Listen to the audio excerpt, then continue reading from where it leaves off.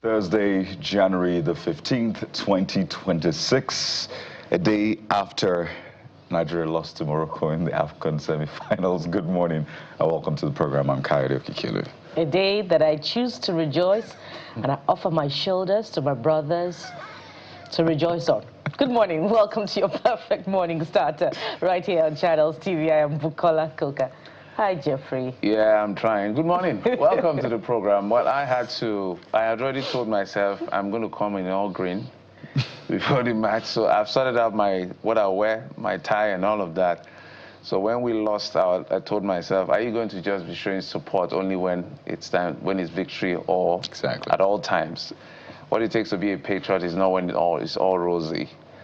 We can pick holes in what happened yesterday, and we will pick holes and commend where we should commend. But I said to myself, today is January the 15th. We lost. I'll still wear my green somehow, a touch of green. Today is Armed Forces Remembrance Day to show solidarity with our men of the armed forces. Today, inflation numbers will come out for last month. So there's a lot to look out for today. But hey, for the men, I know how we all feel. We're heartbroken. I don't know. I left almost at midnight to go and sleep. I don't know whether I could sleep. I'm not sure what I was thinking. But all the same, we're here. Congratulations to Morocco, Super Eagles. I hope you can do better in the match, because right now a lot of Nigerians are logged off. That tournament ended yesterday for a lot of Nigerians. So we're going to look at all sides of the match that really happened yesterday. But I'm just trying to put my acts together. So guys, what's up? Is that for me or for Definitely for you. For me. First off, congratulations, Super Eagles. Congratulations, Morocco. I mean, these things happen. You have to take it. It's either you win or you lose, right? And that's life, really. You prepare, expect the best, but also you have some sort of worst-case scenario preparation, scenario planning, right? Maybe it's on an organizational skill, but individually as well, we need to have that scenario planning, mitigate risks, because risks always happen, particularly in football, right? First off, you're not on that pitch, right? So you can't influence anything. The best you can do is watch and pray. And boy, I prayed yesterday. Every counter-attack from Morocco, I was switching to prayer. And once we're able to fire it off, I switched to Thanksgiving. It was just back and forth, prayer, Thanksgiving, prayer, Thanksgiving. But you know, these things happen. We played against the #1 team in Africa, all right? Morocco is ranked #1 in Africa. Senegal is ranked #2. And they say that, hey, if you want to be the best, you have to absolutely beat the best. A lot of calls from the Ghanaian referee was against us. It was blatant. A lot of them were unfair. The card on Bassi, not giving cards to Morocco when it was clear that they deserved to get a card. But all in all, hey, we did our best. As I said, Morocco is the #1 team in Africa. Nigeria is ranked about 5th. We had beaten Algeria. Don't forget, Algeria is ranked 3rd. So in actual fact, we had a good run. And we didn't even lose the match in normal play of open play duration. We lost it on penalties.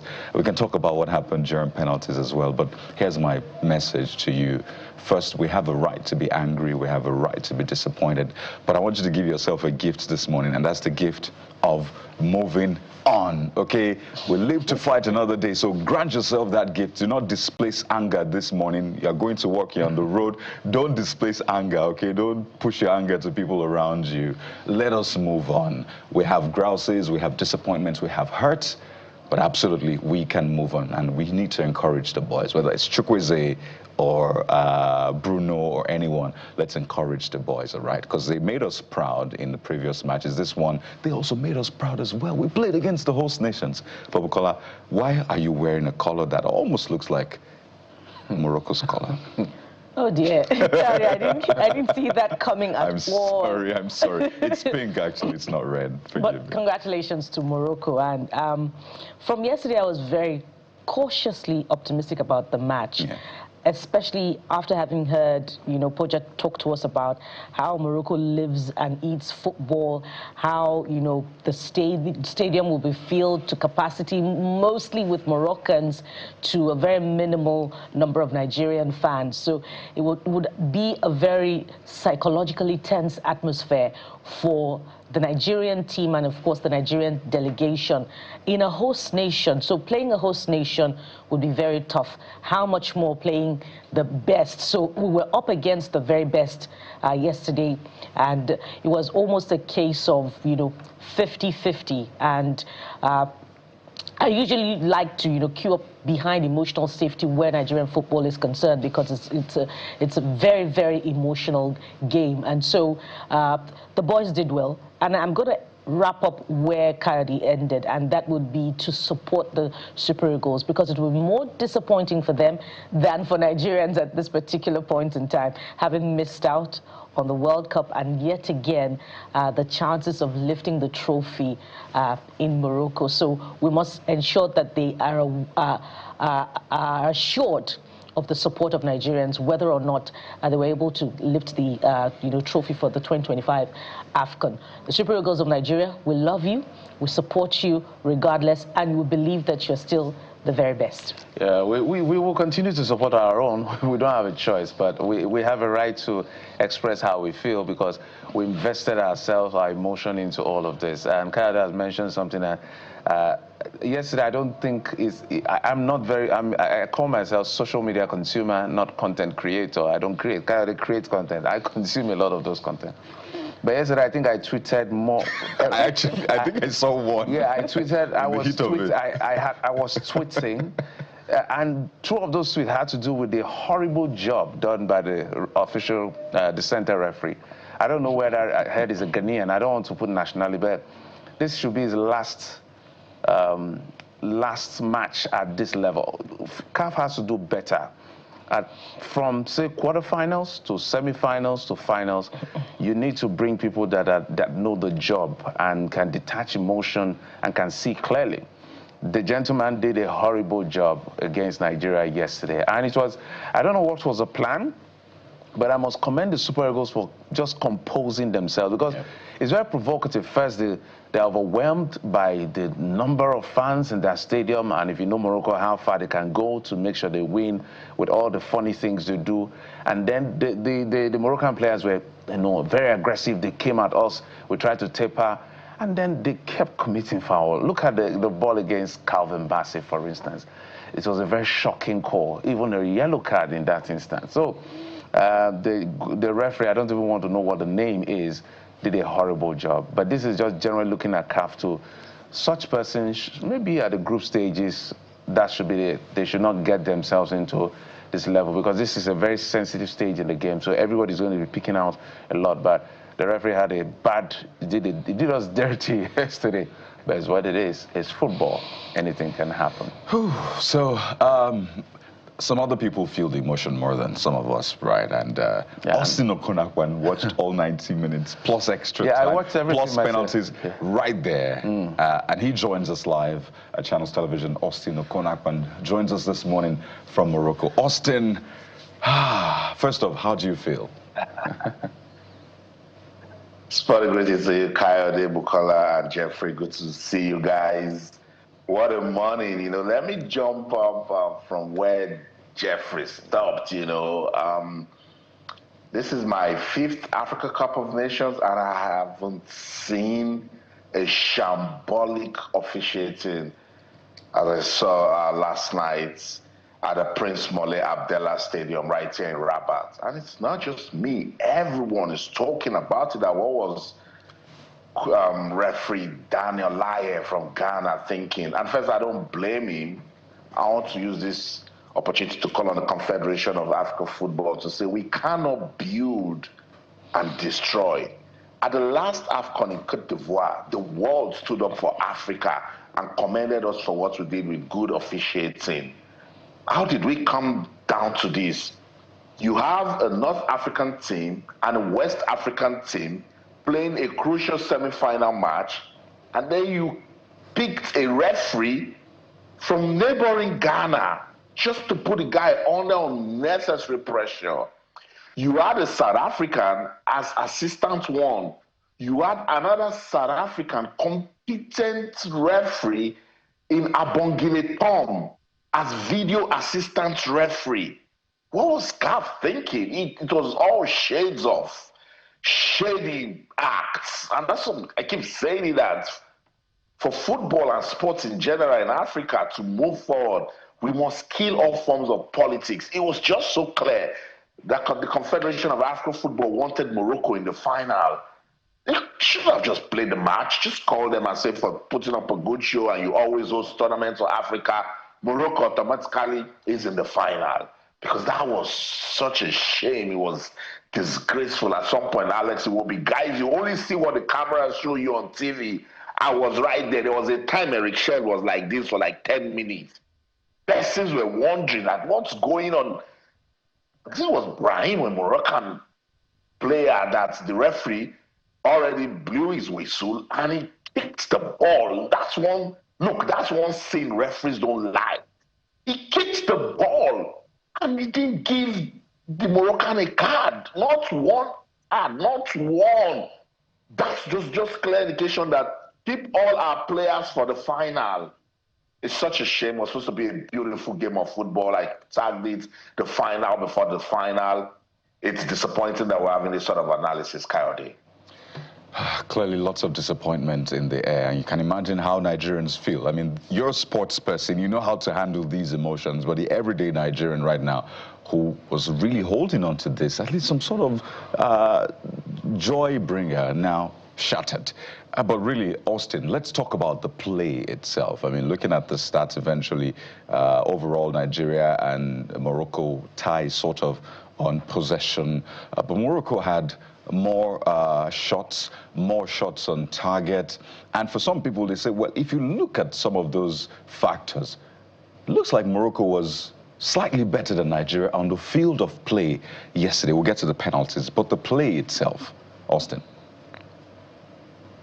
Yes, they were, because they had the support, massive support right there at the stadium. 65,458 spectators watched that match. Coyote, 65,458. The Nigerians in there, plus those of us in the media put together, I don't think we're close to 120. So that, look, it was ear-deafening noise. It was so loud. You know, I could feel it at some point. I had to put on my headphones, you know. So yes, that got to our players. I didn't know that it was going to get to them because these are big guys who play in Europe, they play in the English Premier League, some have witnessed Champions League football, and I've covered those events, and I know it's loud. In fact, Igbo said it the other day, you know, when we had the media party, that, look, it's nothing, because I asked them, are you sure you're going to be ready? That crowd, you know, they'll be ferocious with their noise. So yes, Morocco had support 100%, and that pushed their, you know, the players. They've not won. It was Maroc 88. They've not won this competition. They have really suffered. They are looking for it. What am I saying? It's close to 50 years. Morocco looking for this trophy.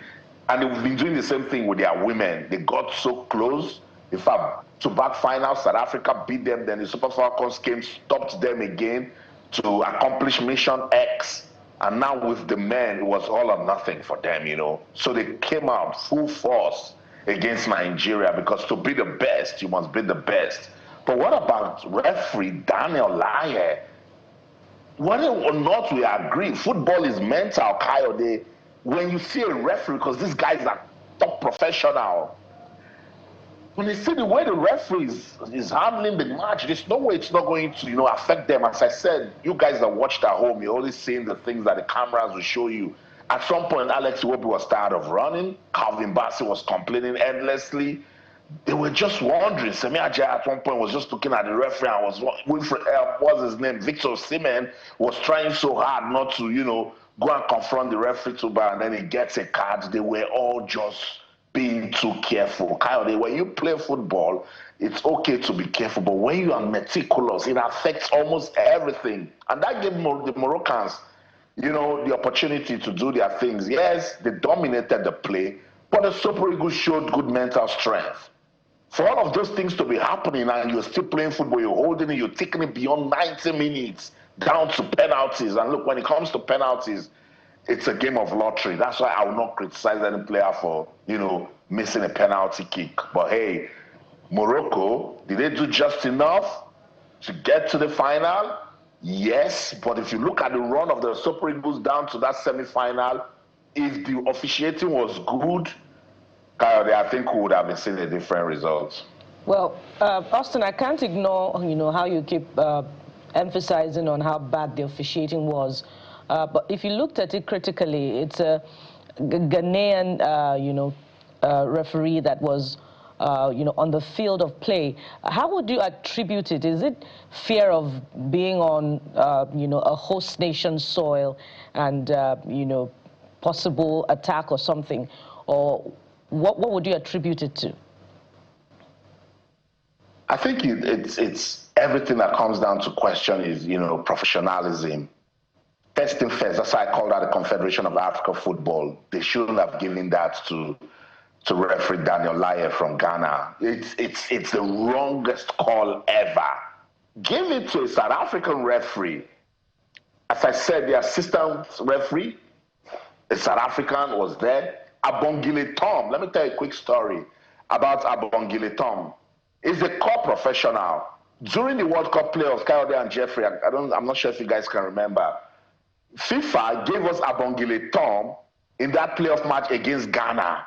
And we started protesting. I was making videos every day. I was calling out FIFA every day on Sports Tonight. That no, you cannot give us a South African referee because South Africa was in Group C with Nigeria. And then they gave us assistance from Benin Republic. And we defeated Benin Republic in our last group match to get to the playoff. But Abongile Tom came with all of the professionalism in the world and gave top-class officiating that at the end of the day, we started commending him. Oh, that was he was right. With the that was against Gabon, referee. Austin. Against Gabon, right? Against Gabon, right? Against Gabon, yeah. And he handled it so well because now he has seen that, oh, the world is watching. And don't forget that South African Minister of Sports, Arts and Culture, Gaten Mackenzie, had called out Nigeria, that he hates Nigeria and he doesn't want Nigeria to be at the World Cup. So we said, no. With those hate comments, we don't want a South African referee. But man came on and he did a great job and we commended him. Now, with SCAF, knowing that that stadium will be red 100%, they will be making so much noise, it will definitely get to the referee. Not one yellow card. Victor Osimhen got injured. Semi Ajayi got injured. Our players got kicked here and there. Alex Iwobi got tired of falling and standing up. Not one yellow card. And I told you that scene that referees don't like players doing that. After they make a call, you now kick the ball away. Easily. All my years of covering sports, you must get a yellow. He didn't give one yellow card, Bukola. So that tells you that the man too was under serious pressure. Do you know when I was walking out of the stadium last night, I left the stadium at about 3 a.m. The crowd that I still saw, I was saying, if Nigeria had won this match, gracious goodness, I can't even imagine what would have gone wrong, but we thank God for everything. Yes, there was pressure on the Ghanaian referee. He cannot deny that, and I'm calling on FIFA and the Confederation of African Football to question him, look at his reports again, because we must hold the virtues of the game. The game is fair play. It's not win at all costs, and the world is watching Africa. And if we say it's time for Africa, we must start being the shining lights. Yeah, also I can imagine it's difficult to walk away from what that referee did. And I totally agree with you because I was wondering, I said, and I must commend the Super Eagles because one of the things we advised was you need to hold your temperament together. You need to be measured in your responses. So perhaps that was spoken to them over and over, knowing how some of them can flip. Osimhen, all of these guys, if they flip, everything would have turned sour. So somehow, I don't know why people like, is it Gamane? People like Kabi, all of these guys were getting injured. They were looking at the referee. I was actually wondering what exactly was going on. I was telling Kyle, I said, I hardly talk on social media. I just go consume. But I was tweeting. I was writing because I could see what was going on. So given what has played out, the deed has been done. What is the way forward right now as far as officiating is concerned, because I don't want to blame the Eagles too much. The only part where, and I kind of agree with you that perhaps the Moroccans have seen that there is a tilting in terms of concession or favor, if you will, towards them. They were very aggressive because they know they could do anything and get away with it. When the Super Eagles do whatever or don't even do anything, and then boom, the referee gets to them. What is the way forward as far as this beautiful game is concerned? And what should we be looking forward to as the future of the Super Eagles? First, the Confederation of African Football, they need to be sincere with themselves.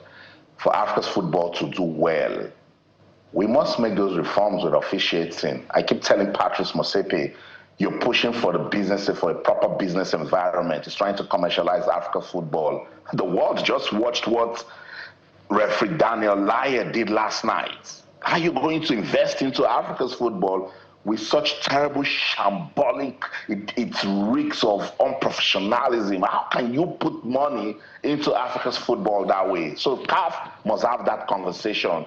Kill politics, take politics out of sports. Sports is so powerful.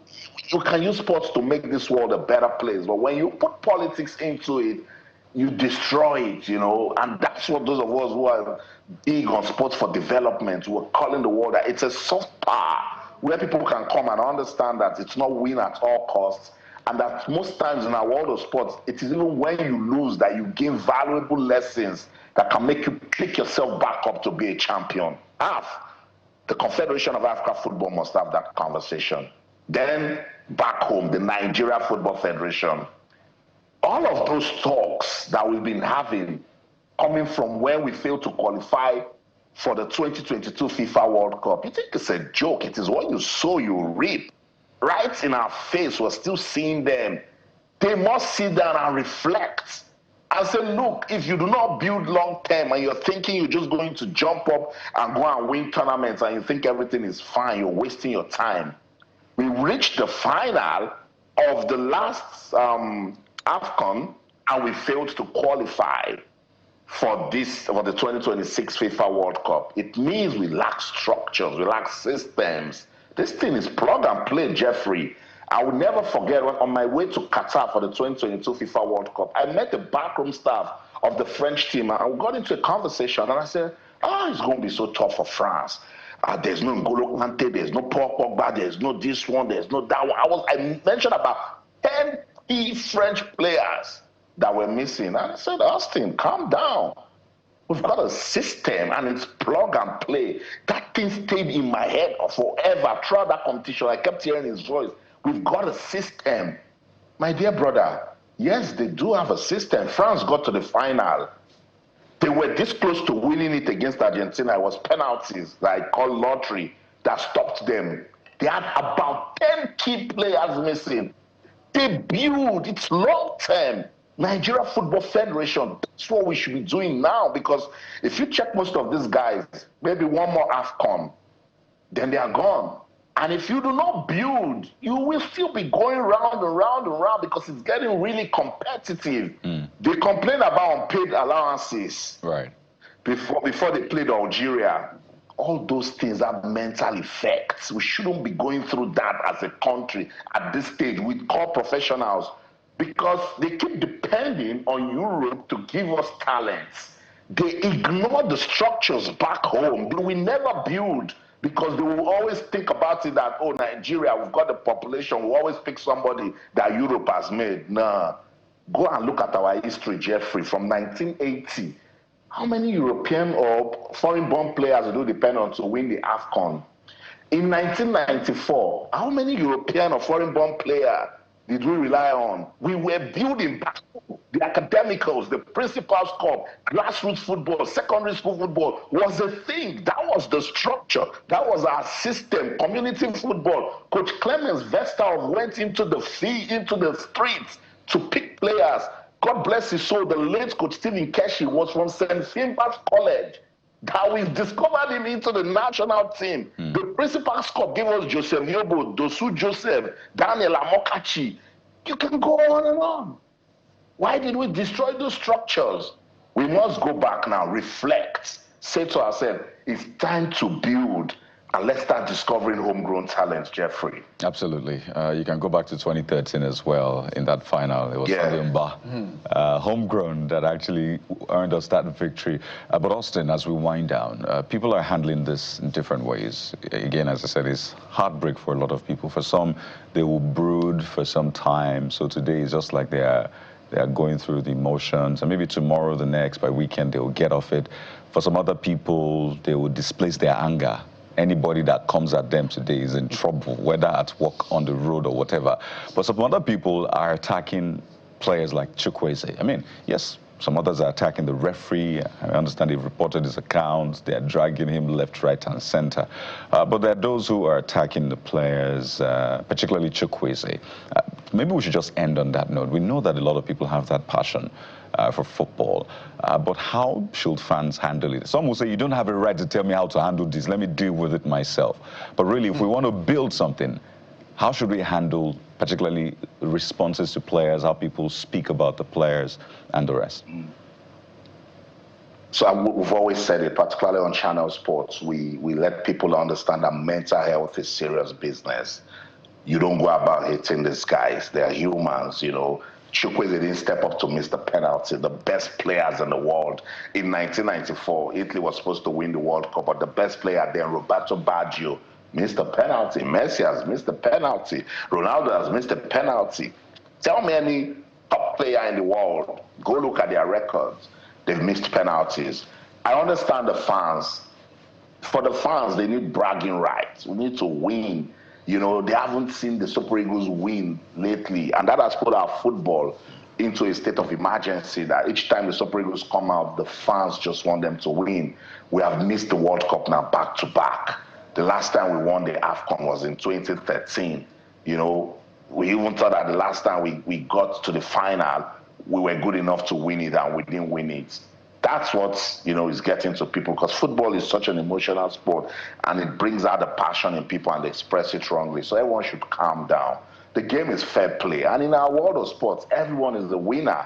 Everyone is a winner. These players, with everything that they've been through, from the World Cup qualifiers down to the AFCON qualifiers to this AFCON itself, they deserve our praise. They deserve our encouragement, you know.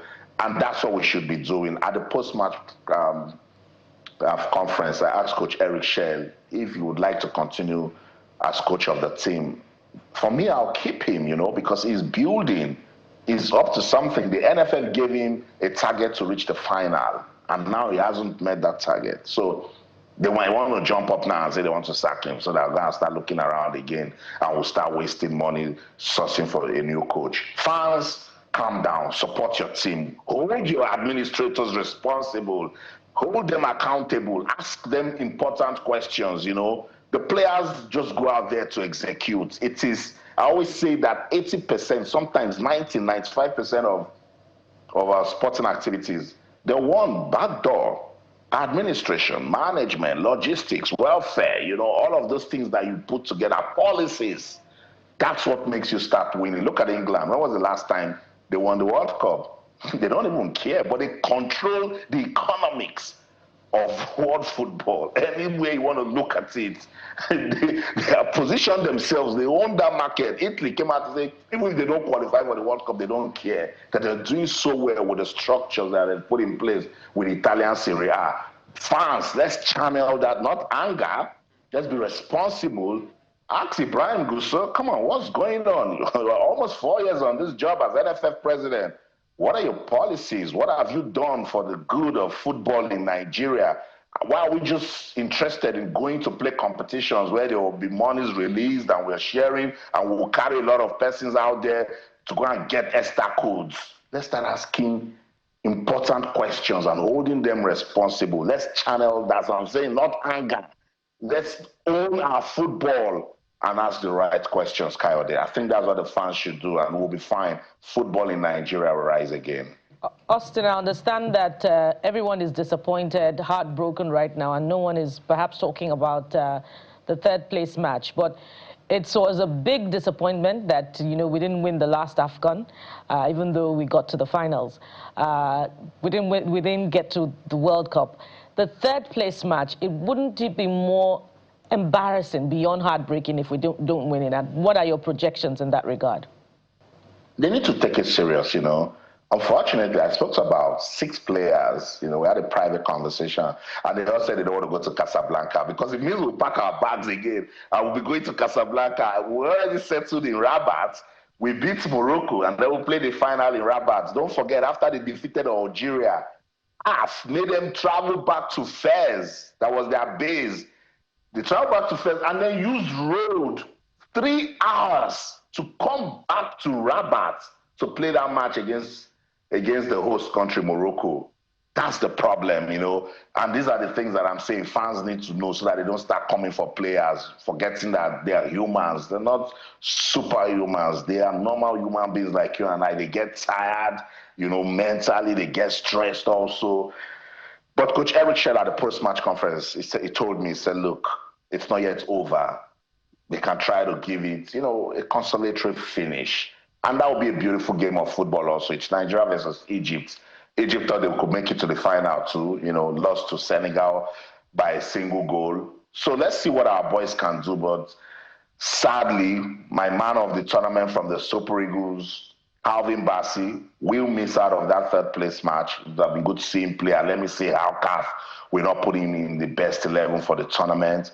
But the players need to stay focused, go out there, play it for themselves, play it for their families, play it for the fans, and see if they can give it a grand finish, you know, because at the end of the day, they deserve a medal on their neck, these guys. They have been warriors. They have actually come out to represent the country in our full glory, and I'm so proud of them. That little administrative gap that I always talk about, Kayode, Bukola and Jeffrey, if we were doing so well administratively, if the players didn't have to come and say, look, they've not paid us any of our bonuses or allowances, if we didn't have all of those issues, maybe everything would be just fine for us to be getting to the final and lifting this trophy again. I hope we learn this time around. Absolutely, Austin. We'll move on. We'll get our acts together, hopefully, with administration. But there must be action taken, particularly for all those calls from the referee. How did Calvin Bassey get that yellow card? They were pulling his shirt. Come on. But Austin Okonakman, we have to thank you so much for sharing this very emotional conversation with us. We'll get over this and see you. I was this close. My years of covering sport, I was this close to. I said, Austin, you can't cry, you know. I got so tired. I said, no, you cannot. You're a journalist, but come on, I had to put on my Nigeria flag. But yeah, I just hope that it is for the good of football in Africa. Thank you. Absolutely, thank you, Austin. So yeah, vulnerable moment right there for all of us, but we have to move on. We take a quick break now, speaking of moving on, and when we return, we'll show you how the dailies are reporting all of the big stories. Don't forget, the match happened, but there are other things playing out right now in Nigeria. So reality shock right now. Stay with us, we'll be right back.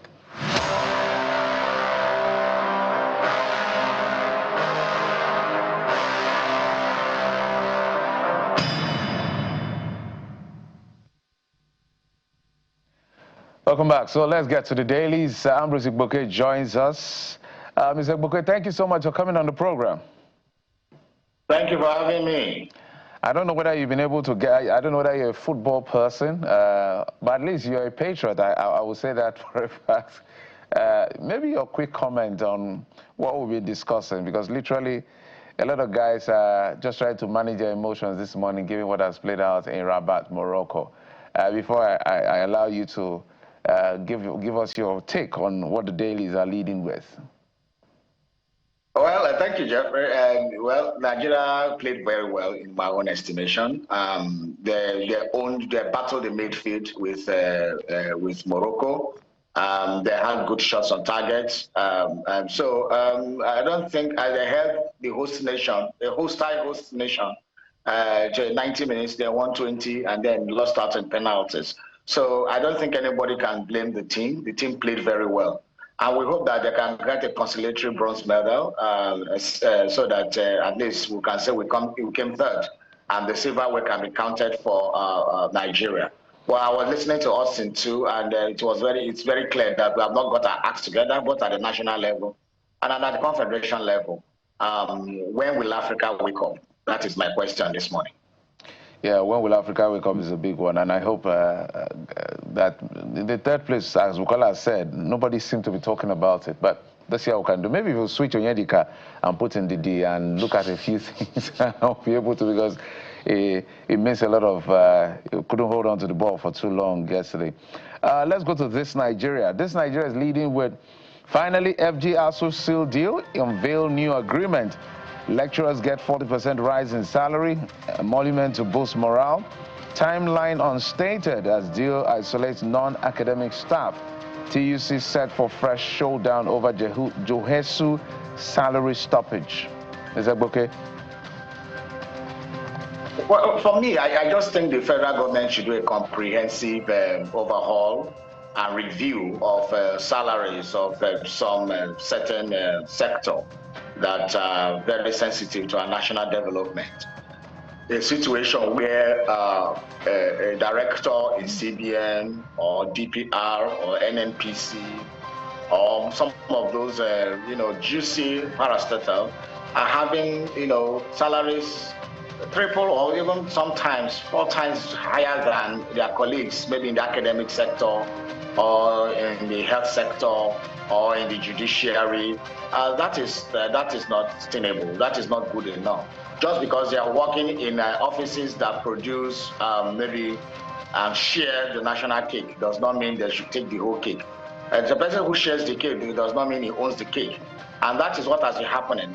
And so it has been very unfair. Even political office holders, the kind of allowances they give themselves salaries and then hold on and then mold and top up the allowances for themselves. And then the final take-home pay is just staggering. So finally, I want to commend President Tinubu for reversing some of those damages that were done by the Buhari administration. One of the biggest issues was that the Buhari administration went to put the academic into the IPPS, which is an integrated payment payroll system, which does not suit into the very peculiarity of academic environment and how they earn their money. For this negotiation has been going on since 2009. It saw Jonathan, he couldn't conclude it. It saw Buhari 8 years, couldn't complete it. And then just in 2 years plus, almost just 2.5 years, Tinubu was able to reach this agreement with ASUU. So he was recommended for that, and that ASUU agreeing also finally to see that, okay, let's manage what we get now while we continue working. The issue of university funding also is still there. It's not only about the salary that ASUU was fighting for. University funding is there, research is there, and the autonomy of the university. Though ASUU said these things have not been sorted out, but it's a good start. Well, yes, indeed, and we hope to get more, perspectives to understand how, forward-looking this would be for the university community, especially from those last 2 points that you made about funding for university and the other one. But let's look at, other papers this morning. And the Vanguard seems to be taking us down memory lane to the coup that would define Nigeria's history forever. It's January 15, 1966, marking 60 years after the Nzogu coup. And, many of us heard that story, Mr. Igbuke, and it caused us to shiver, even after hearing it time and again. From what Vanguard is helping us understand, perhaps I should go through the headline first of all, before I ask the question. 60 years after, why Nzogu's coup was inevitable. That's ascribed to Major General Haruna, retired. And there are some writers there. The bloody coup that changed Nigeria forever. The Nzogu I interacted with by Alabi Isama. Story of coups in Nigeria. Akinola. The Ademulegun's call for Tinubu's attention. So what are the lessons that we've learned, from that very defining experience 60 years after?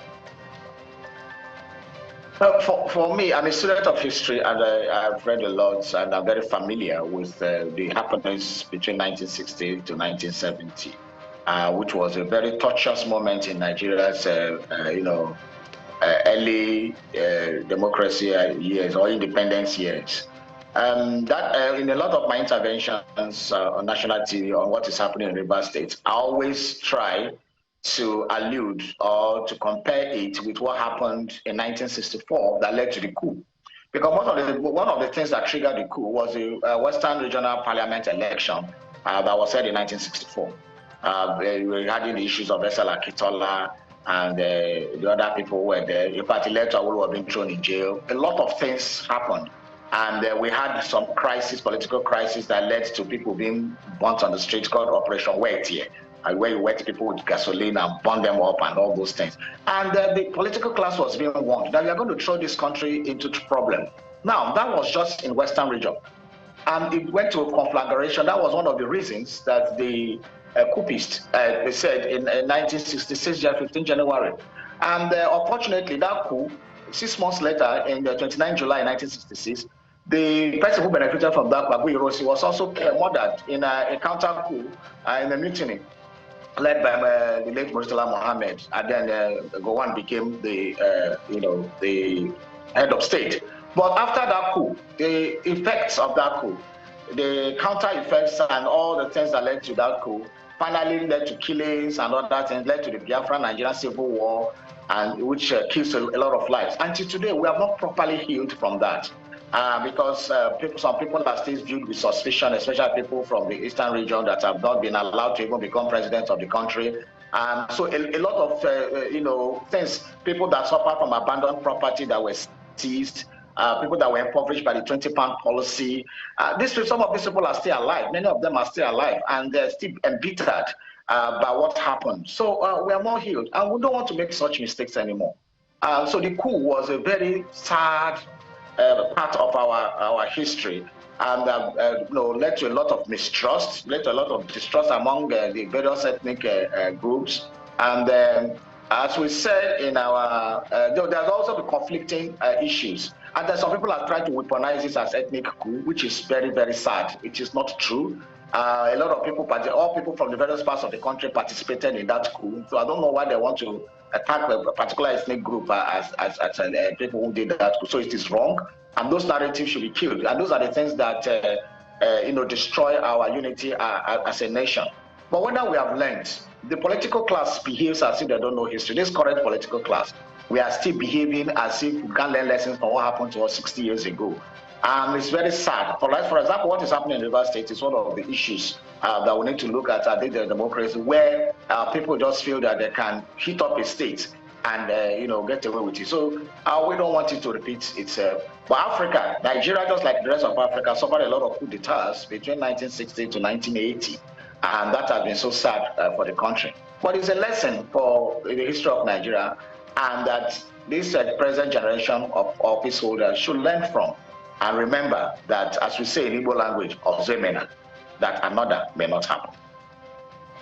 And that is the essence of today, really, to help these points you made percolate, so we build better moving forward.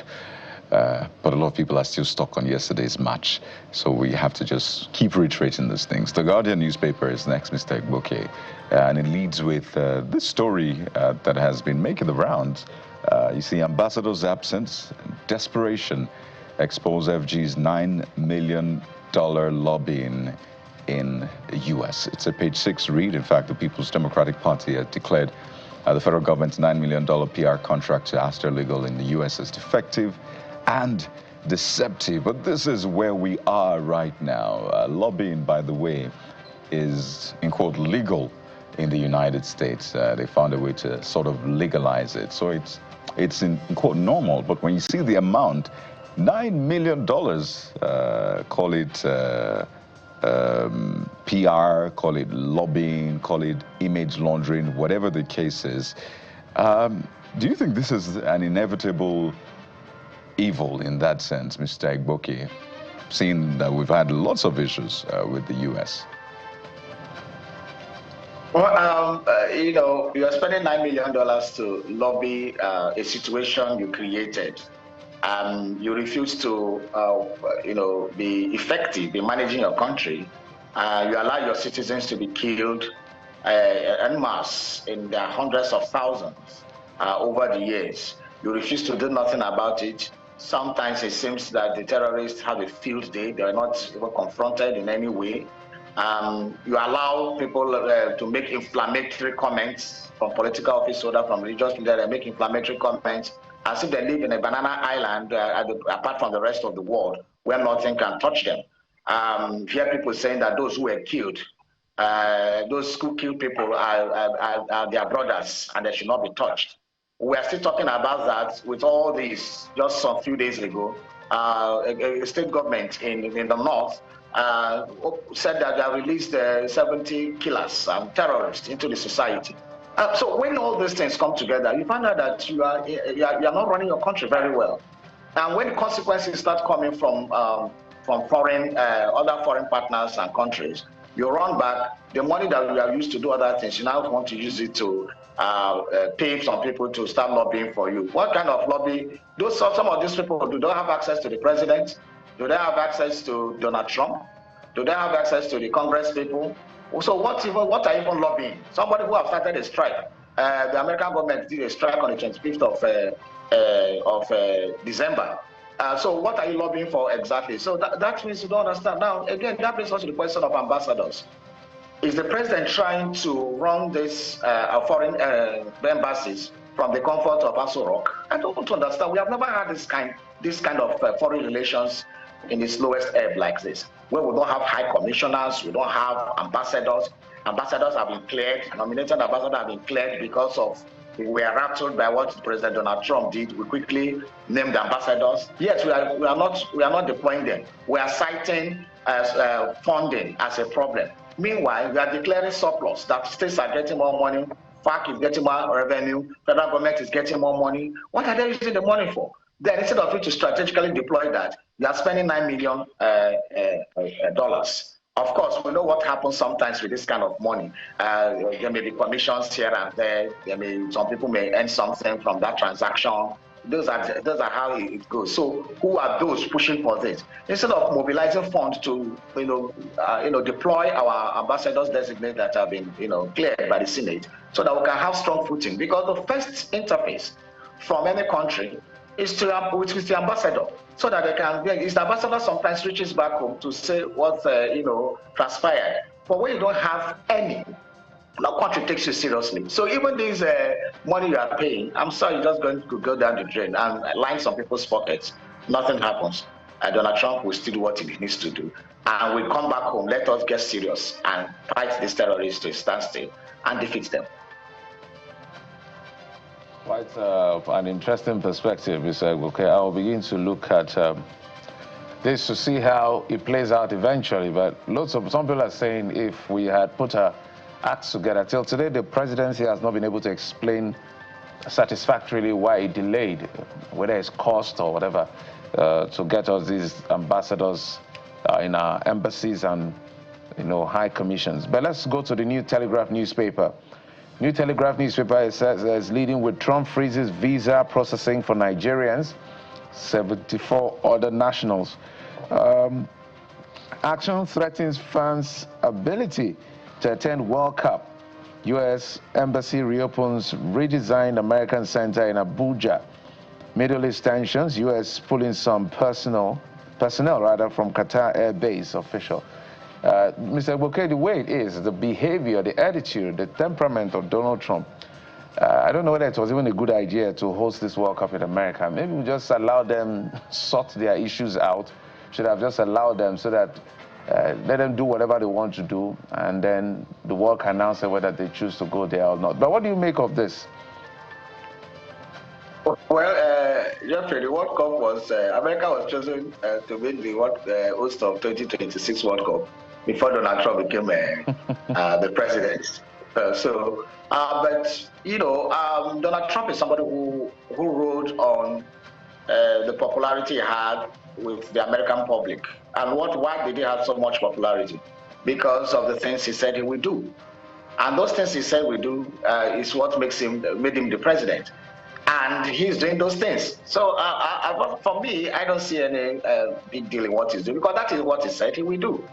And for those countries, I feel that most of these countries that are on the blacklist of visa processing and countries that America consider that are not very serious to their development, they are not.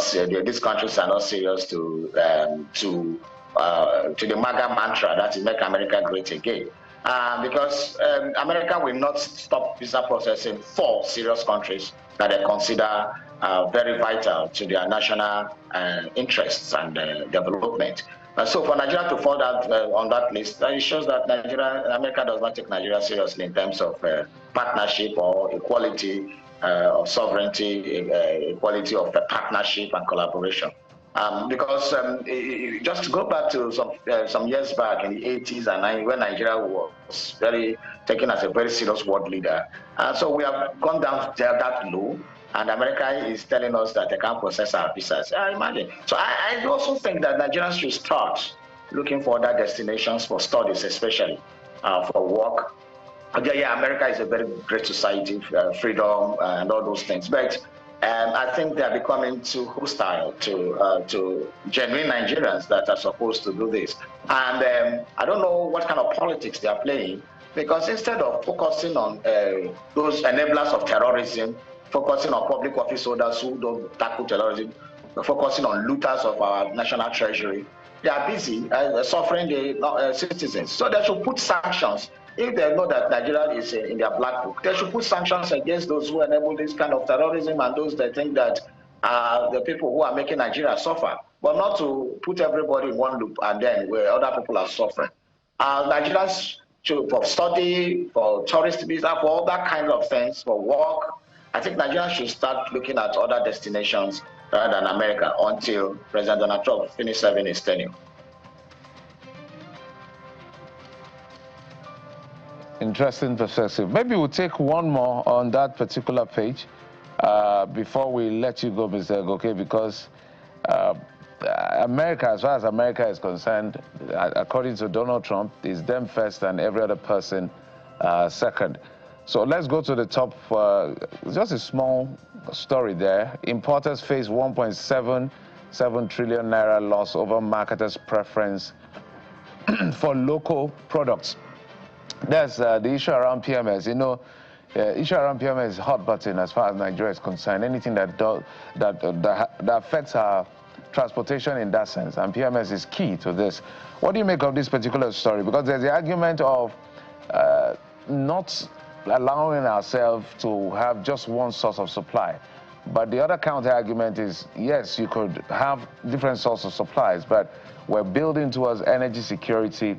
How come imported product looks cheaper than the one we produce locally? So there is a mismatch somewhere. What do you make of this story? Well, according to Grapevine, that one of the things that made the Dangote and the Farouk issue was that they were issuing, new licenses, multiple import licenses for people to bring in PMS and other petroleum products. And Dangote was asking, I have the capacity to supply this, so why? So I think also that we should be very careful what we are complaining that we are losing revenue by importing refined products. So why are we bent on losing revenue? We convert our naira to dollars to pay for refined products that are produced in Nigeria. Something must be wrong with us. So the best way why we are afraid of a single monopoly in the business, it cannot happen. But the government can negotiate with Dangote and say, okay, look, import is this is that, but can we keep the price down? Dangote said you have been trying to keep prices down too over the year, better than what the importers are offering Nigerians. So again, it's a capitalist market, but no capitalist market flows against its own self. That is why Trump is saying Trump is America first, protectionism, having sanctions. If you give us higher tariff, we give you back the highest tariff. That is what countries are doing to protect themselves. But here, we do crude here. I think the whole of OPEC nations, we are the only ones that do this kind of voodoo economics. We just produce this thing. We don't refine. We sell crude. Then we go outside, bring crude with hard currency and forex. Nobody does that. That makes it a very serious country. So if Dangote can be encouraged to ensure that his capacity is encouraged to supply locally, let's say they're already selling to him in naira, the crude, and that's a good development. So it doesn't put stress on the naira. And maybe that is why the naira bounced from maybe almost 2,000 to $1 down to like almost 1.4 something now. Because if we keep on changing money to just bring in things into forex, then we are just spending forex for consumption, which is very wrong. So while LMPC is not encouraged to give multiple licenses, at the same time, they should just give restricted licenses so that Dangote will not be a monopoly. Because once you become a monopoly again, things. But the ultimate solution is that the Nigerian government should please have shame for once, fix your refineries, or sell them out. Let the refineries function. Instead of saying that about monopoly of Dangote, build more refineries, or do the ones you have and let them start functioning. Then we can have competitions. But the competition surely is not to increase import licenses. Well, Mr. Ogoke, voodoo economics is the key word here. As far as the oil sector is concerned, you wonder who's, profiting more. Is it the Nigerian state or the oil industry players, especially with the continued importation of petrol, despite having a homegrown refinery that is daily increasing production. So we have so many questions in that regard to ask. But we have just time enough for one more story, which is also, making headlines, hugging the headlines closely, as a matter of fact, in the last couple of weeks. Let's return to the front page of the Guardian newspaper this morning. And right there at the bottom of the big picture on the right-hand corner, as you look at your screen, you see the picture of the River State governor there, Fubara. Cracks emerge as more Rivers lawmakers push back on Fubara's impeachment. Two more lawmakers spoke up yesterday and asked the River State governor to retrace their steps as they seek a political solution to the crisis in Rivers State. The lawmaker from Obiakpor, to be precise, spoke about how she consulted with the FCT minister, Nyesom Wike, whom she described as her constituent, and he told her to follow her conscience. How are you processing the developments in Rivers State? And will it bring about, is it turning a corner as far as Rivers politics is concerned? If the president of the Federal Republic allows impeachment to take place in Rivers State, then we are heading for a very, very unpredictable, precipice that may not augur well. Just like I said about the example of the 1964 Western Regional Parliament elections. Anything in a state like Rivers can be very volatile for Nigeria. So it should not be allowed to even happen. So it is good that, these things that between the River State governor and the House of Assembly members can easily be resolved among themselves if there was no hand of Esau in this sense, if the FCT minister was not unduly involved in this. Because the House of Assembly members seem to be taking directives from him and seem to not be in charge of their own affairs, and they're waiting for people to dictate, things to them to do. And these are constituted the loggerhead what they have been having with the governor. So the Rivers people are speaking up. It is good that elders are speaking up. It is good that people are speaking up too. And we also heard from the grapevine that the president is also intervening. And it is also good that some of the lawmakers are now saying that, oh no, this is not good for our state, because the state belongs to all of them.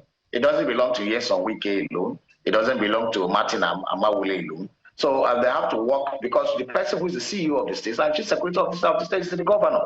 So whether some few individuals like him or not, he's still the man on the seat. And trying to remove him through the back door, trying to teach him a lesson, as the case may be, is not the way to go. And all the actors should be called to order, and this thing should be resolved in favor of Rivers State. Because at the end of the day, this is about the politics of 2027, where somebody has vowed that the governor cannot go back, and that if he goes back, his whole political career is over. So it's not a fight for Rivers State. The FCT minister is not fighting for Rivers State people. He's fighting for his own political survival. And in doing that, he recruited the House of Assembly members to join that. And it's good development that some of them are saying, no, we can change this. We can actually do this in another way. We need peace in Rivers State. The people of Rivers need more dividends of democracy. They shall allow the governor work so that the people of Rivers State can, get some good dividends of democracy. Okay, thank you so much. Chairman, Guild of Public Affairs Analyst, Enugu State. Thank you, sir, for coming on the program. We appreciate it. Thank you for having me on the show. We'll take a break. And when we come back after this break, we'll get to more on the conversation we've lined up for you today. Stay with us.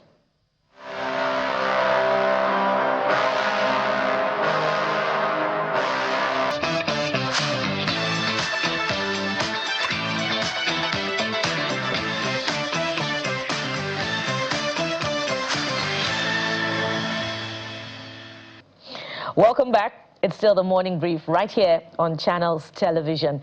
And as we progress in our conversations today, we'll be taking up politics now. And it's very important, especially as the politics of 2027 shapes up. If you look at the political map of Nigeria now, we now have APC very prominent in the north and in the southern parts of the country. We have the PDP also, we have the Labour Party, we have APGA. But somewhere around the map, we have the ADC that is trying to get into the map. So let's talk about the African Democratic Congress. And joining us on this segment of the program is Chieftain, now I believe in the next couple of hours, of the ADC, and of course journalist Chief Dele Momodu, who joins us virtually. Chief Momodu, good morning, sir, and thank you for joining us on the program.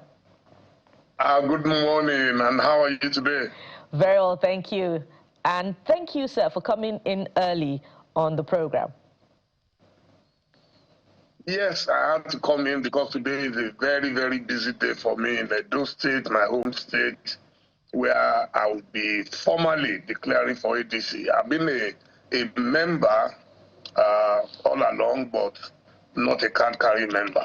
Now I am fully ready to pick up the card, and then we'll start to mobilize Nigerians from all over the world, because Nigeria needs to be rescued urgently. And thank you for setting the tone. That's where I'm about to start. Yesterday, or maybe some days before now, since you say you were already a member but not a card-carrying member, you were a member of the People's Democratic Party, PDP. And we recall in the 2022 presidential primaries, you were an aspirant, and if my memory serves me right, you scored no vote in that presidential primary. And so the question would be, as a chieftain of the PDP moving to the ADC now, what electoral value are you bringing to the African Democratic Congress? Okay, let me start by saying that primaries of every political party are fought usually on the basis of financial muscle and capacity. You need to mobilize some of the delegates for them to be able to support you. And as I mentioned the last time when I recorded the I said I have nothing to be ashamed of. I had nothing to give, but thereafter, you could see that I was the director of strategic communications for the Atiku Abubakar presidential campaign organization. And the only reason you will be made a director of such a gargantuan department of campaign is because you have something to offer. I have the media power. I may not have money, silver and gold I may not have, but I have the media power behind me, and I've been using it not just today, even when I was just a reporter many years back. You could see my closeness to Chief Moshood Abiola. I was one of his media campaigners in 1993. So if I had value to be so prominent, and then I joined Nadeko too as a media campaigner, and I was put in detention at a point, and I was forced into exile later.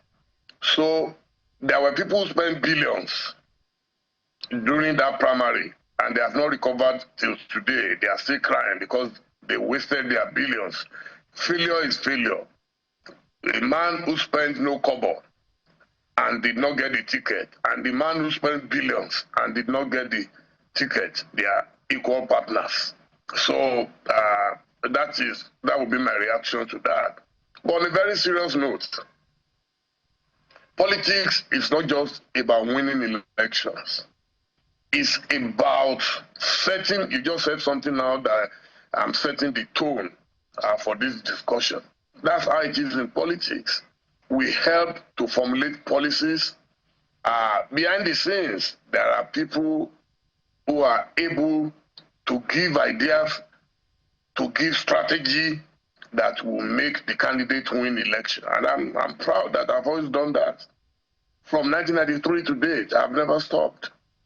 So, and for ADC, you can see that I've been talking, I've been promoting the ideas and ideals of ADC, and Nigerians are happy that at least we have a few people with conscience who can say to hell with making cheap money in politics.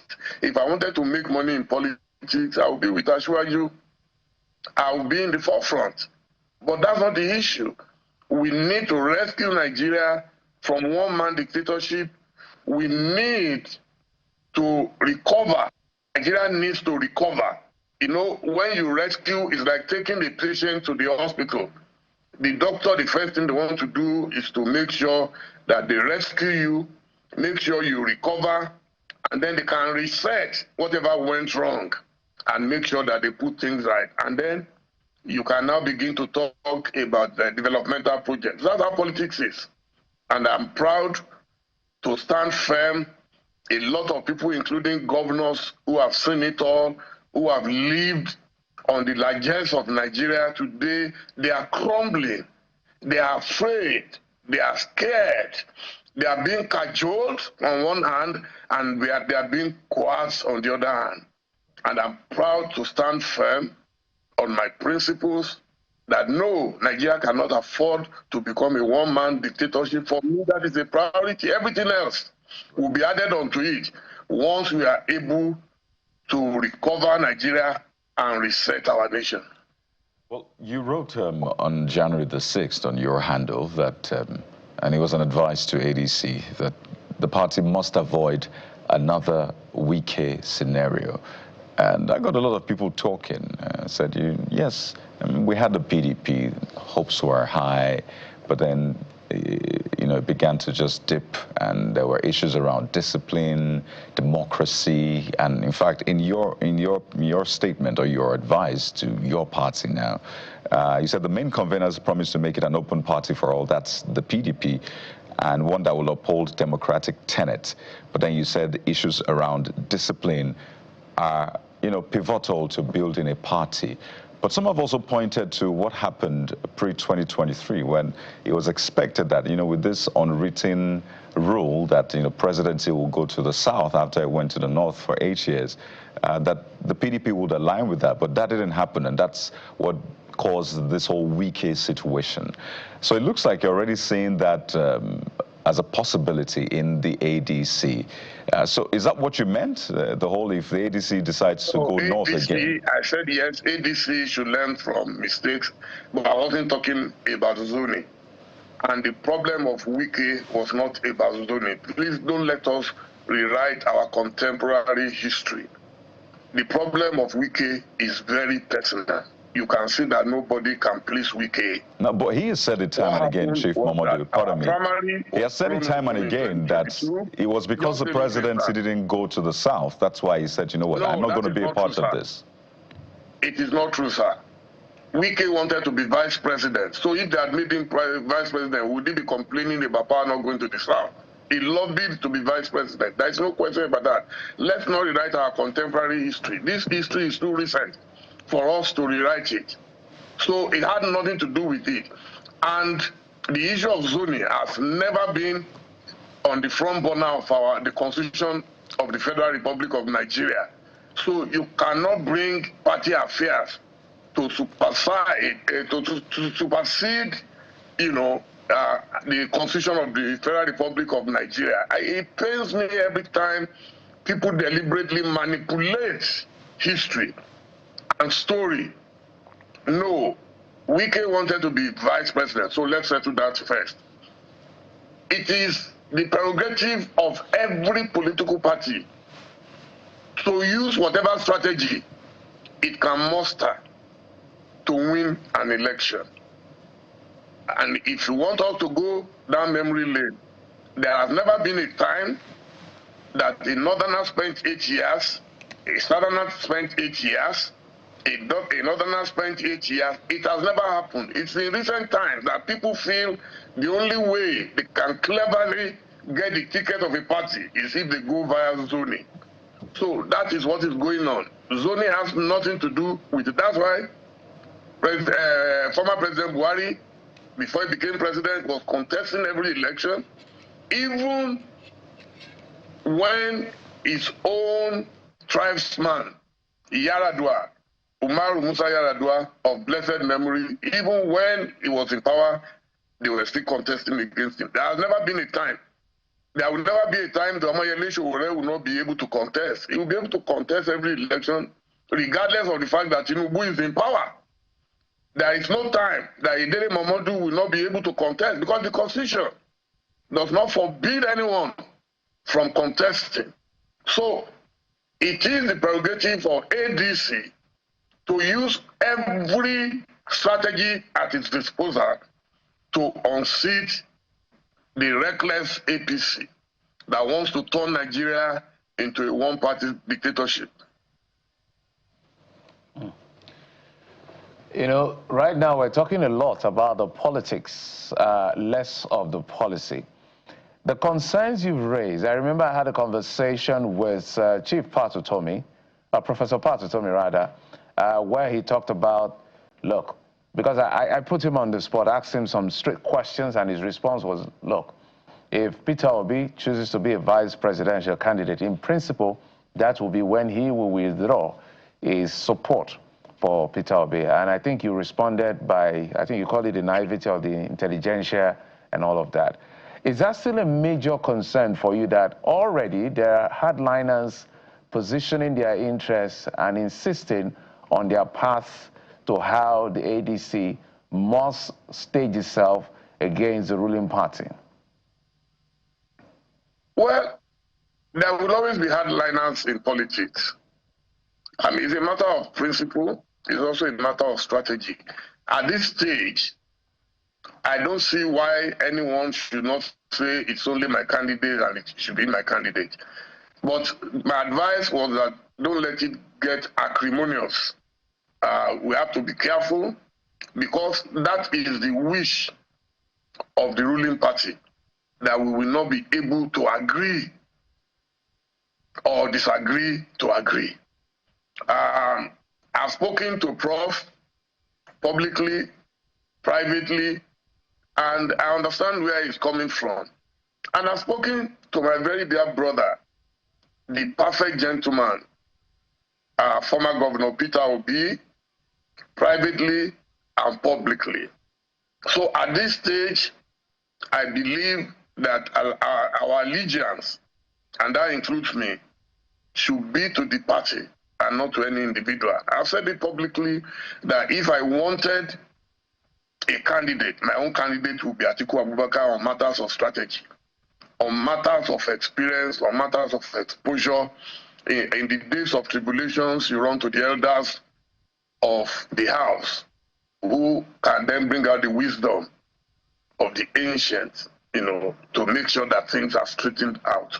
But that's not it right now. There are many big wigs who can deliver for ADC.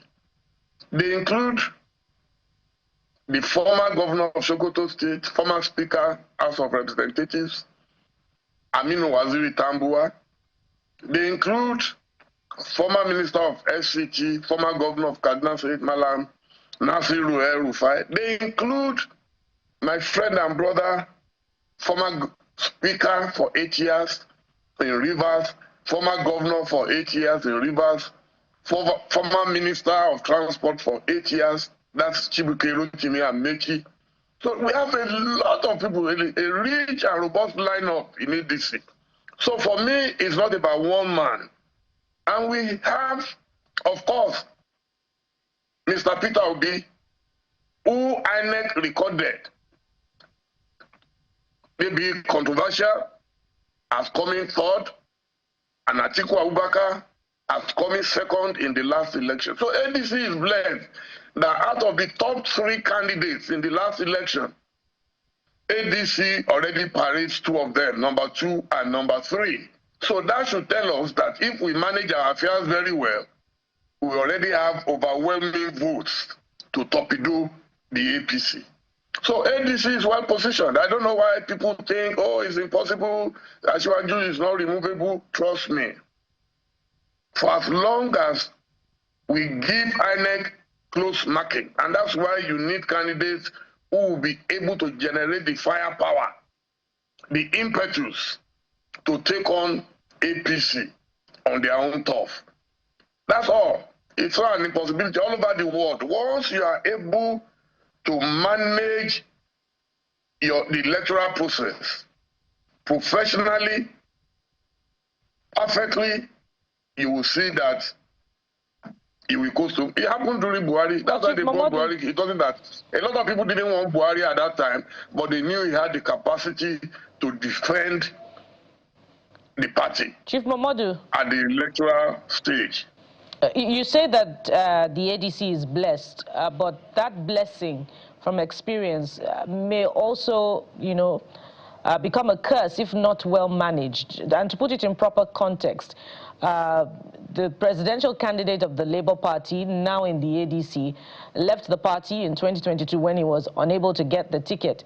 So against that backdrop, how do you manage the concerns that at the primary level, some say that the ticket could go to the highest bidder because of your principal, who sometimes is perceived to, be generous during the primaries, against the concerns of the others, for instance, the obedient movement, whose principle is known not to give shishi during the presidential primary. And the other big egos in the room as well. You've mentioned the former governor of Rivers State, former speaker, Rotimi Amechi. How do you manage all of these concerns to ensure that there is internal democracy at the primary level? Once again, let me advise that we should not rewrite our contemporary history. Mr. Peter Obi, His Excellency Peter Obi did not leave PDP because he did not get the ticket. He did not contest PDP primary. So we will be rewriting history if we say he left because he didn't get. People said he left because he felt there were too many big wigs he would not be able to compete with. But part of democracy is primary election. It does not matter whether some people are richer or not. Wike was by far richer than Atiku Abubakar in that primary. He still did not win. I can give you that. I was an insider. Wike spent far more money than any of the candidates, and he still didn't get it. So it's not just about money. When we talk about money, there are logistics. We're not talking about bribing. There are people who raise money just to bribe 774 delegates of PDP. And there are people who are so meticulous, they are consummate Democrats, and they knew that they needed structures. And that structure is what they will need for them to win the primary. So when you talk about money, even in America, okay, Kamala Harris outperformed Donald Trump in terms of raising funds. She had over $1 billion to spend. She still didn't win. Money is required. There's nothing like you don't give shishi. It's not about giving shishi to bribe. You need, for example, on the day of the general elections, you need to make sure that you can manage every polling booth. Make sure nobody can rewrite your votes. Nobody can steal your votes. That's what we mean by money. Atiku did not bribe delegates. So when people are talking about, oh, we are afraid of Atiku who spend dollar. Which dollar? Atiku is a businessman. He has been a businessman since he left power in 2007. He does not control any state in Nigeria. Actually controls at least Lagos. I don't know other states he controls personally. And he can do and undo. Wike controls rivers. Till today, the trouble in rivers is about the resource control. Right. Going to one man. So Atiku doesn't have that. 2007, he's been managing his business. So where will he get the billions of dollars to spend on bribing delegates? That's why they use strategy to outsmart Wike, and that's why Wike became inconsolable. Till today, Wike has not recovered because he was so sure that nobody could match him dollar for dollar. Right. But Mr. Atiku can't do that, and he has shown that, as you've said. But on a side, Chief, what's in this for you? And I'm sure you've probably had to answer that question time and again. If all things work together for your good, as they say, in that sense, the ADC is able to clinch power. Are you looking at a federal position? Or are you looking at running for governor or the National Assembly? What role or leadership role do you want to play in this ADC that is being built? I see myself as a child of destiny. I joined the struggle to emancipate our country since 1978 as a pioneer jambite at the then University of Ife, now Obafemi Awolowo University. I have never bothered about wanting to be a minister, to be a governor, to be... Even today, as I declare my solidarity with ADC in Edo State, people are asking me, oh, do you want to be governor? Do you want to be senator? Nigerians no longer believe that anybody can do anything for his country, pro bono. I supported Major General Momodu in 2015. I was a ferocious campaigner, and he won. Within 2 months, I saw he was leading Nigeria in the wrong direction. I started writing my letters to him, and on one occasion, he invited me to ASUU Rock. I didn't go there to go and negotiate with him. At that time, he had not even picked his cabinet. You remember, it took almost forever before Buhari picked his cabinet. I didn't go there to lobby for myself. Look, my modest income makes me very comfortable and happy. Okay? So, if tomorrow Peter Obi, Tambuwa, Atiku Abubakar, or any of them get power, all I can do is to assist them from the background. I've never bothered myself because, look, I'll be 66. I may still be feeling young and all that, but I'll be 66 in another 5 months. May. This year, I'll be 66. So look, I don't know what people are looking for. That's why I'm embarrassed that you see former governors, you see current governors who God has blessed beyond imagination. They are so scared and they are so over-ambitious. They have this voluptuous and voluminous ambition about being in power forever. You are a governor for 8 years, the next thing you want to be senator, forever. That's not me. I'll be most delighted for us to have consummate Democrats. For me, number one, seeking first democracy. Because we cannot replace military dictatorship with civilian dictatorship. I spoke to Shimo Kimbaloye on the sister program of Channels TV in October 2022, and I told him, I said, you watch it. Nigeria will slide into dictatorship if we pick ASUU. People abuse me. How can you say that about your friend? I said, it's not about my friend. I learned from ASUU himself to be able to shoot straight. He taught me some of the things that I do today because I was extremely close to him in exile. And so I'm happy to be here. If I wanted to join ASUU after the brouhaha of that 2023 election, you can see those who used to abuse him. I never even abused him. Those who used to abuse him, I don't know with him today. But that's not my interest. My interest is to see a better Nigeria where I will not have to be begging my children to come back home. It doesn't make sense to me. Nigeria is one of the best places on earth. All we require is just a leader who knows how to manage people and resources. And that's why we must now seek the Peter Obi's, the Atikus, who have done their own businesses in their lives. All right. And can manage people and resources. Because if you have not managed your own resources and all you do is to live on government largesse, all right, you can see the recklessness going on in Rivers. Because of one man, they declared state of emergency, where Chief, nobody was killed, where there was no violence. I mean, it doesn't make sense. Now they want to impeach a governor. They are insulting the governor, turning him into a robot. All right, Chief. Why? Because we hope that altruism that you talk about will also, be demonstrated in the conduct of politicians of the ADC in 2027. But you were director of media for the Atiku campaign. So strategic communications. Strategic communications. Thank you for the clarification. So shall we say that because of your stated preference for him in terms of strategy, you would be supporting him in the primaries ahead of 2027? I will personally support him with everything, not because I was director of strategy, because I believe that we need sober men who can manage people and resources. In 1993, Atiku Abubakar was advised to step down for MK Abiola. He stepped down. He didn't throw tantrums.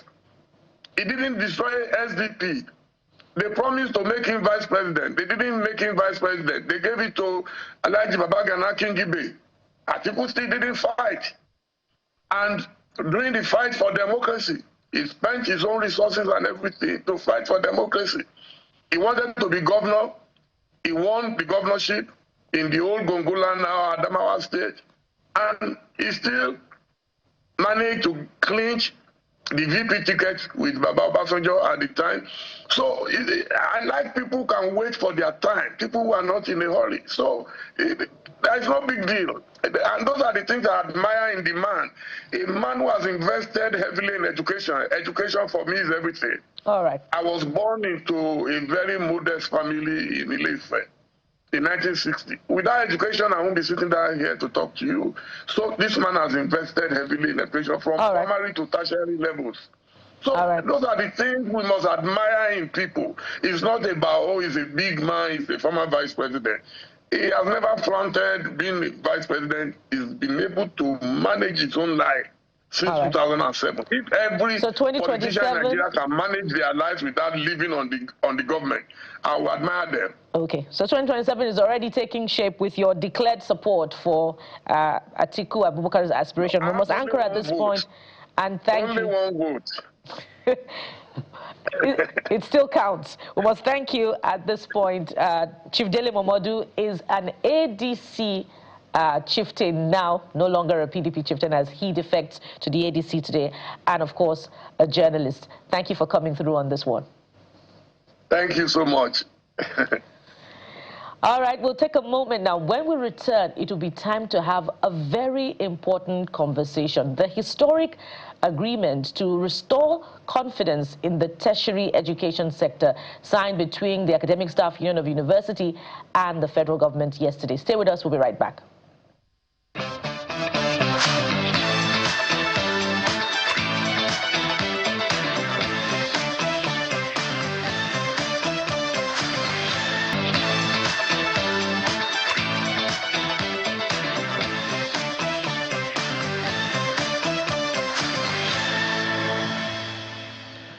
So education is a cornerstone of every society. In fact, it's a cornerstone of every form of development, and we agree.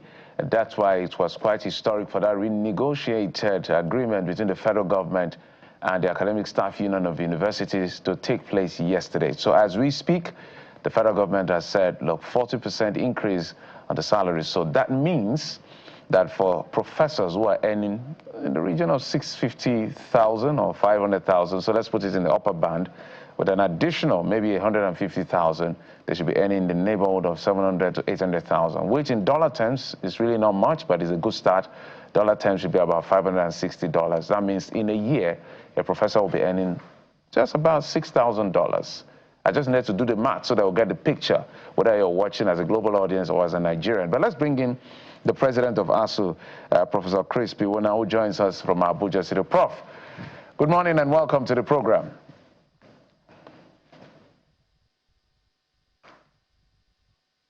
Good morning and thank you for having me. Yeah, Prof, I needed to do a bit of a little mathematics and analytics to give it that comparison so that people will get a great picture of what we're dealing with, to say that it's a start, but we're not at destination yet. But while I was thinking about starting this conversation with you, I want to start from where I would have ended. I want to start from there to say, do you and the union trust this government to stick to this agreement?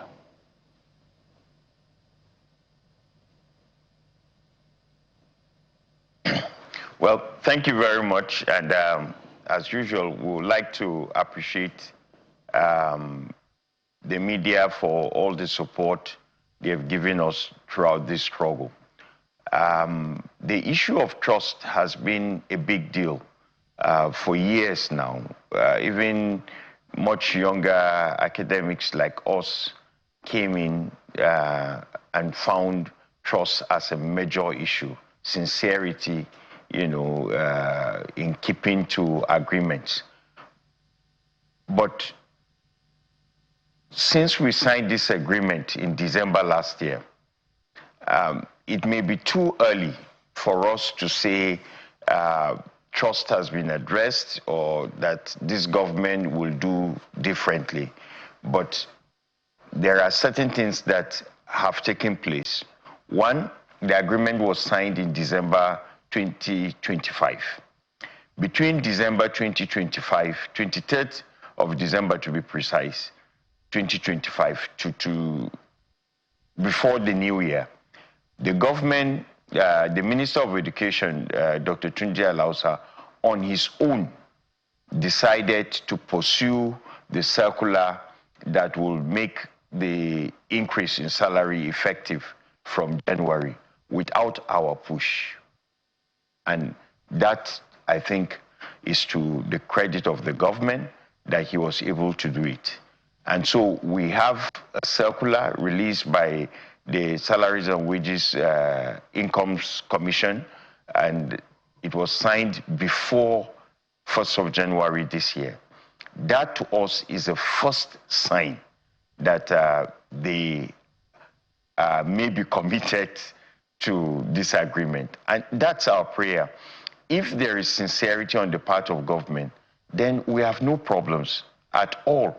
You know, our system will be stable. Everybody would be at work. Students will be in school. There will be stability. And so we hope that they keep to it. But they have taken a first step that I think has instilled some measure of confidence, and we hope that they will continue. Yeah, Prof, we're happy this is happening because for 26 years down the line of, now 27 because this is 2026, down the line of our democracy, I always like to bring to the notice of the audience that if you calculate cumulatively the number of years ASUU has gone on strike, from the 100 days to the 200 to the 500 and all of that, it comes to about 4 years of non-academic activity due to money-related and welfare-related issues. The reason I asked that question is I went to your Facebook page. I think this is your remark. Correct me if I'm wrong. Finally, we're optimistic that the agreement will be implemented in totality by the federal government. But here, there still exists that pessimistic side. Looking at our history with the government and the poverty of sincerity, it is our belief that the union will not need to issue a strike threat for the full implementation of the 2025 ASUU FGN renegotiated agreement. So that's where my question stems from. So for you as the union who is going to be on the receiving end of this promise made, what are the milestones? You said the first move has been made, and which is commendable, because I remember we had a conversation, end of year program right here on Channels, where for the first time, that was when the minister, Tunji Alausa, mentioned that ASUU members will get 40% increase. So we're aware of it as far back as December, at least to the general public. It's made, that goodwill has come, and we expect the alert to start coming in perhaps. But for you as a union, what is it that you put in place to ensure that this is followed through? Because these promises are made, elections are coming, if you know what I mean.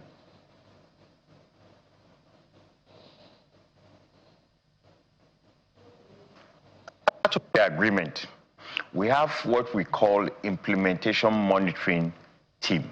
It will reside at NUC. It will be coordinated by the Office of the Executive Secretary of NUC. And so that committee has Ministry of Labor, Ministry of Education, Salaries and Wages Commission, it has ASUU, it has NUC itself. And so that committee will continue to monitor the agreement. We can raise flags immediately without wasting time. If we notice there is a delay, there are various aspects of the agreement that can be measured. You know, say the issue of our conditions of service, the appointment of council members, pro-chancellors of a university, whether there are universities that are not electing their heads of departments, deans, the provost, and all of that. So there are measurable aspects of the agreement, and we believe that we can monitor it that way. If we monitor, we can raise concerns before it gets to a head. And we hope that in 3 years' time, we would have no strike at all until this agreement is considered again for another review. I was going to say amen to that, but I mean, you forgive me and a lot of Nigerians if we're really just approaching this with cautious optimism, because we've been here time and again. But let's try to be clear about one thing. First, does it mean that this 2009 agreement is dead and buried forever? We'll no longer hear about it again?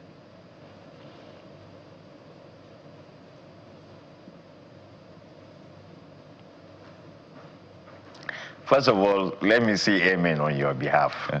So, amen to the point that the prayers that you were reluctant to answer. We believe that we now have a 2025 agreement. All references will be made to the 2025 agreement. The 2009 agreement is no longer going to be what we refer to, but there are aspects of the 1992 agreements signed by Professor Tahiru Jega that we still referred to, you know, in terms of guide as to why we are where we are. It's history. So 2009 is history, and we'll continue to refer to our history so that we would be guided properly. But for implementation, there's really nothing we're going to be implementing in 2009 agreement. It will be 2025 agreement. And let me tell you something about this desire for stability in our system. ASUU and our members are committed to stability in our system. ASUU and our members have never been the ones defaulting in keeping to this agreement. It is government. That's why we keep talking about sincerity. Right. Honestly, if there is just one word that government needs to take seriously, is sincerity. If they are sincere in implementing, we're not going to pay ourselves salaries. We're not going to appoint pro-chancellors and governing councils. We're not going to appoint vice-chancellors in the strict sense of it. There are organs that are in place to do all of these things. It is the abuse of the process. I understand that, and that's the point that you have. Lack of understanding of that process that always leads us to. I understand this point, and you've made it time and again. But I want us to get into this 2025 agreement, as you put it, and just help Nigerians understand what's in it for the benefit of those who have just maybe heard about a few things. Yes, the 40% increase. And when the minister was speaking yesterday on our sister program, he talked about the enhanced academic allowances. 9 of them in all have been structured. He made reference to the 40% increase and all of that. So for a lot of people, all they've been hearing is, oh, this agreement is about, you know, allowances, salaries, and emoluments for the lecturers. What's in it for the students? What's in it for the universities themselves? What's in it for infrastructure? What's in it for the standard and quality of tertiary education? Is that well captured in this agreement? If it is, what are those components that we should be looking out for?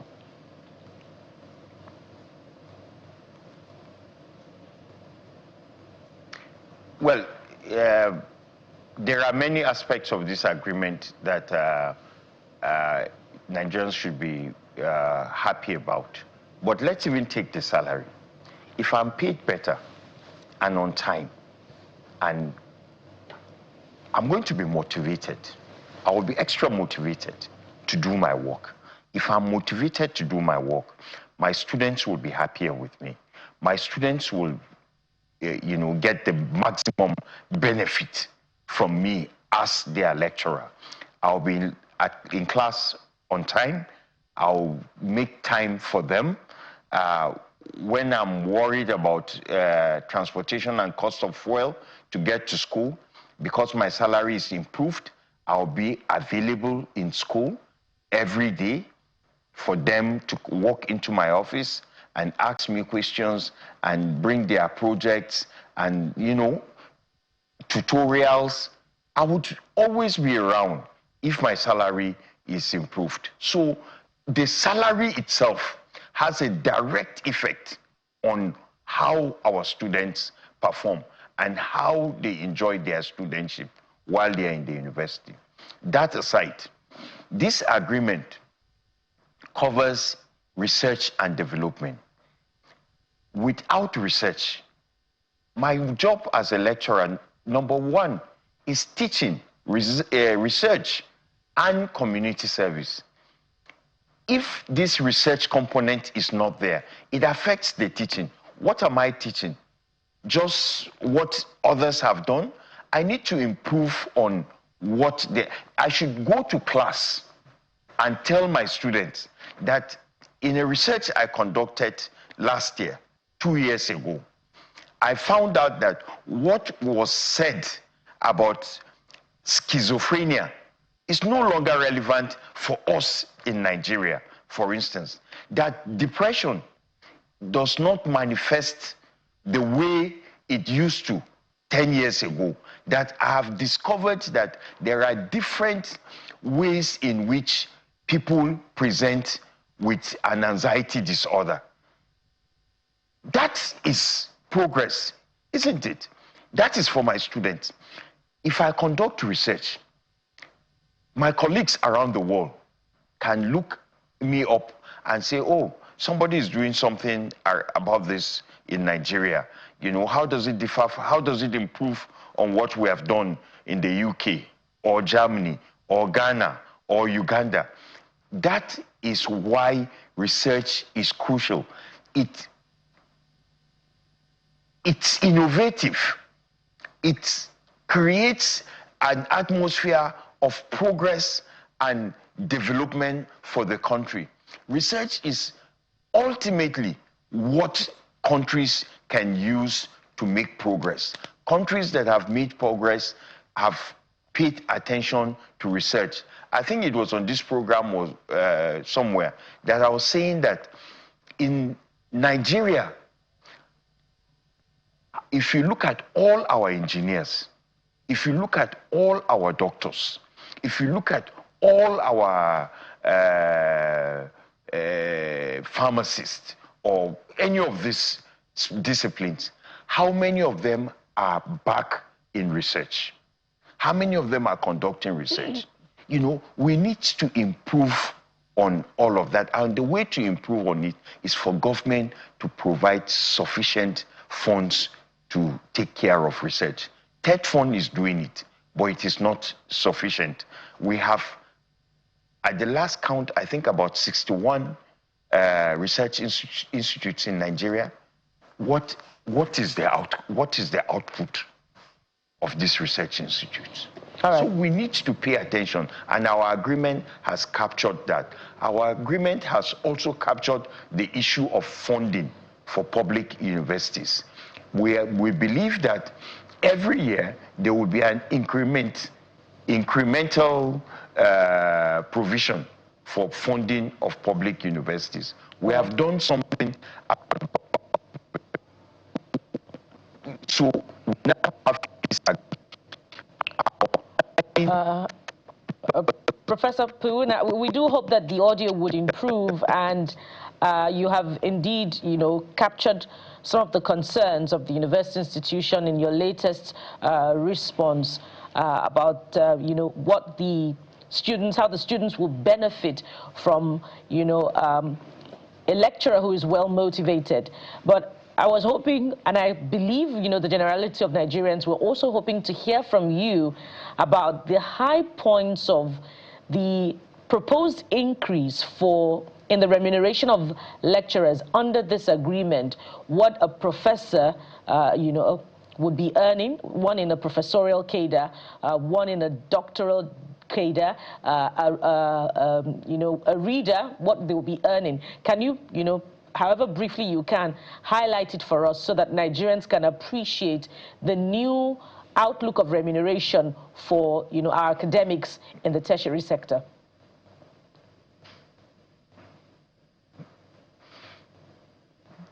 Honestly, I'm not going to do that.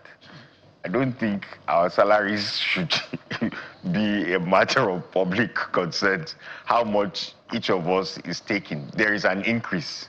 There are so many reasons, and I'm sure you agree with me, why that should not be a matter for public discourse. We don't know how these judges, what judges take. We don't know what these military people take. We don't know all of these things. Ours should not be different. We just know that there's an increase. We are happy there's an increase. Okay. It is not enough for us, but we are happy to start where we are. And we hope that in the next 3 years, when we come back, we'll be able to get more. Well, we'll take that. But let me double down on the matter of trust, which you began by addressing when you talked about how that has been a process that has been built upon from the time that you began negotiating with this current administration. Now, the minister did address it on our sister political program yesterday, Politics Today, when he pointed out to us that the president expressed concern on this particular one, and he noted that he wouldn't sign to an agreement that he cannot sustain, and that when he was sure that it was an agreement that he could sustain under this administration, he signed upon it. How reassuring is that answer, to the question of trust to the university community as you begin to monitor this process, as you have said, in the next 3 years, particularly as it has to do with the critical part of funding that would, sustain this agreement that has been signed?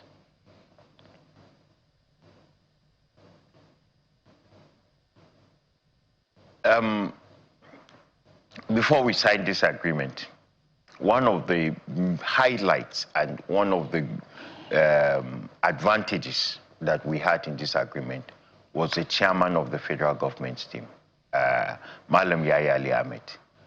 And we pray that God will bless him and members of his team. I think the sincerity and trust started with him and members of his team.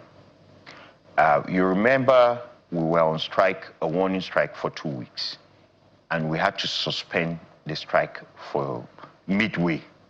That even the warning strike, we had to suspend it. It was because of the integrity that we saw, the sincerity we saw in Alhaji Yahya Ali Ahmed.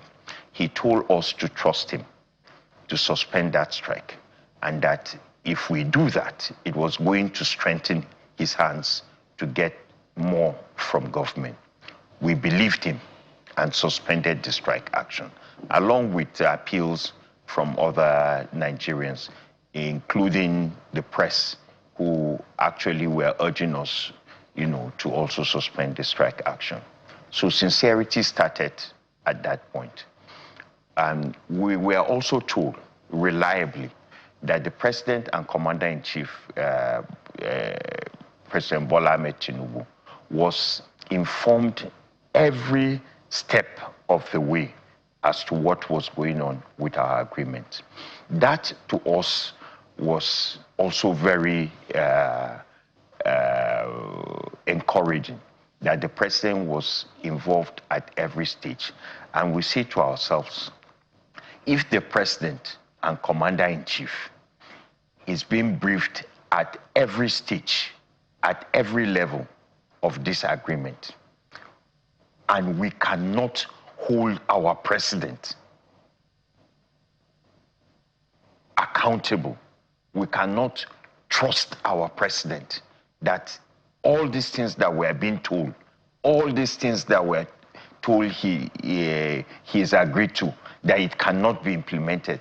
If we can't trust our president, then this country is doomed. And we believe the country is not doomed. And so we think that this agreement will be implemented in a way that they have signed it, and we would have no reason to resort to strike action or any disruption in the system. So, and like I said at the beginning of this interview, what the minister did between Christmas and the New Year is also one of the signs, a signal that they would do it. But we're still cautiously optimistic, because these things most of the time do not depend on the minister, on the president alone. There are bureaucrats that are involved. And sometimes, I've said this before, people that are involved in running government do not talk to each other or do not act as an integral part of the system. So salaries and wages may be doing something else, budget office will be doing something else, Ministry of Finance will be doing something else, until things get to a head before they all come together. So some of the problems occur at that level, not at the higher level. At the end of the day, Prof, is to make sure that this is a good start. I know you don't want to disclose, but we can do the computation. Some of us have an idea of what it is, because your salary is not such a secret. We've had a professor. Please don't do any computation on our behalf. I know the numbers, whether in naira or in dollars, and from where I sit, it's not enough, but it's a good start. But I will respect the fact that I say we should not disclose. I will leave it there. Prof, Umos, thank you so much. Professor Chris Piwona is the president of the Academic Staff Union of Universities. Thank you for coming on the program, and we wish the union well and our tertiary institutions well as well.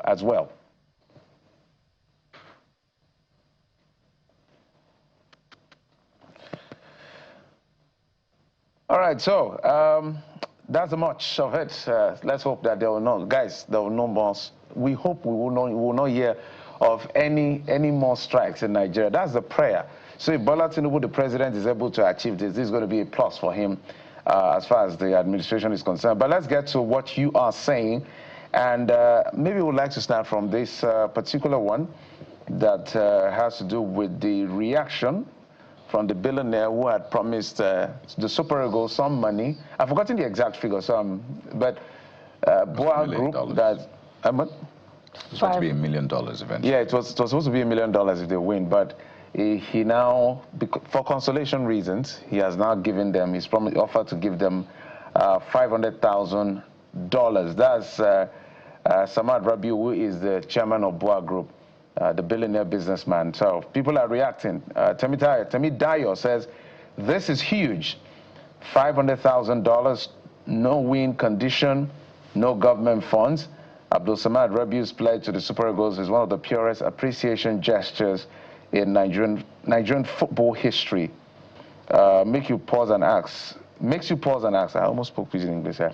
Why them? This kind grace, not be by performance alone. Okay, finally pidgin English came through.